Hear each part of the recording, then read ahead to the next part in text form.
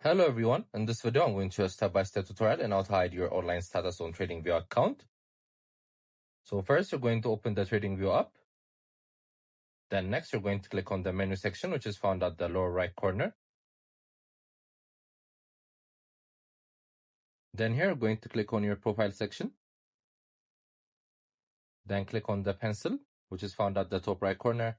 So as you can see, there's the show my online status option. You're going to turn it off. So from now on, anyone won't see if you're online or not. So basically it's a privacy setting.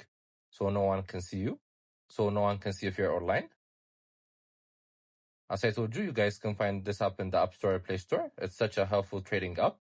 Make sure to also check our other videos as we've been posting daily. I hope you guys like this video. Subscribe for more, like for more, share for more. I hope to see you again. Goodbye.